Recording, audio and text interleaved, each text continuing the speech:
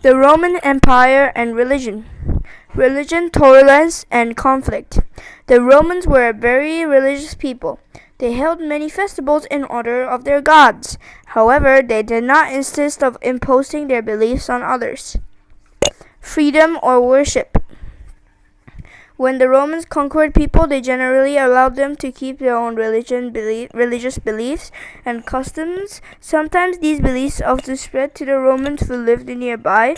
As time passed, the Romans built temples to adopted gods, and people worshipped them throughout the empire. For example, many Romans worshipped the Olympian god of Greece. When the Romans conquered Greece, they learned about Greek mythology. Before long, the Greek gods became the main gods of Rome as well, although they were known by many different names. In the same way, many Romans also adopted gods and beliefs from Egyptians, Gauls, and Persians. In their religious lives, the Romans were very practical. They did not sure which gods did not exist. To avoid offending any gods, the Romans prayed to a wide variety of gods and goddesses. The only time the Romans banned a religion was when the rulers of Rome considered it as a political problem. In these cases, government officials took steps to prevent problems. Sometimes they placed restrictions on when and where the members of a religion could meet. Judaism was one religion that spread some Rome leaders came to consider a political problem. Clashes with the Jews. Unlike the Romans, the Jews did not worship many gods. They believed that their God was the only God. Some Romans thought the Jews insult Romans' gods by not praying to them. Still, the Romans did not attempt to ban Judaism in the empire. They allowed the Jews to keep their religion and practice it as they pleased. The Jews, however, created political conflict by rebelling against Roman rule. Judea, the territory in which most Jews lived, had been conquered by Rome in 463 BC. Since then, many Jews have resented Roman rule.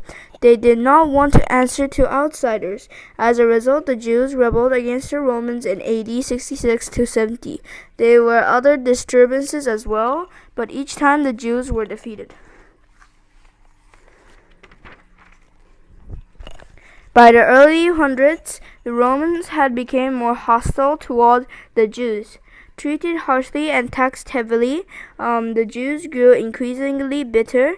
Matters worsened, and when the Emperor Hadrian banned the practice of certain Jewish rituals, he thought the ban would end the Jewish people's desire for independence and cause them to give up Judaism. Instead, Hadrian's actions made the Jews even more upset. Once again, they rebelled. This time, Hadrian decided to end the rebellions once and for all. The Roman army crushed in the Jews' revolt and destroyed Jerusalem in 235. Soon after, they forced the remaining Jews to leave the city.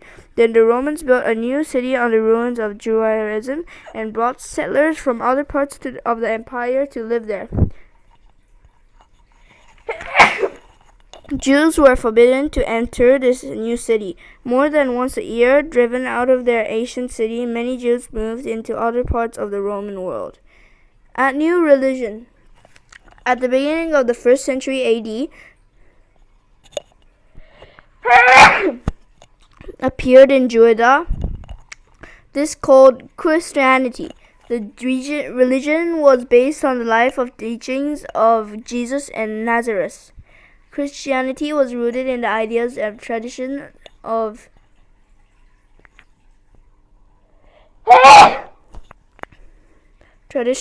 Judaism, but it developed a separate faith.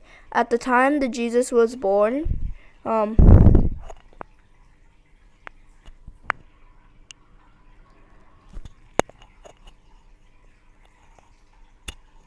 the end of the 1st century BC, there were several groups of Jews in Judea. The largest of these groups were stricter than the others in its religious practices. Its members were particularly careful about obeying the laws of Moses, whom you read about chapter 7.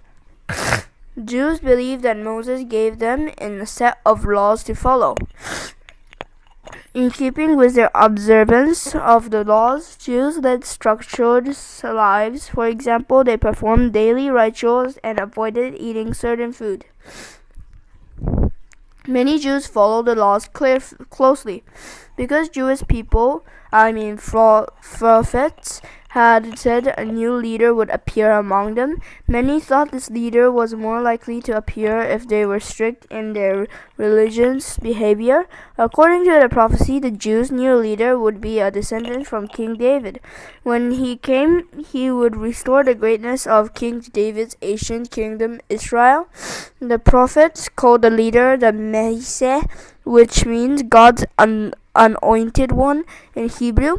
In other words, the Jews believed that God would choose them, the Messiah that would lead them. When the Romans took over Judah in 63 BC, many Jews believed that the Messiah would soon appear.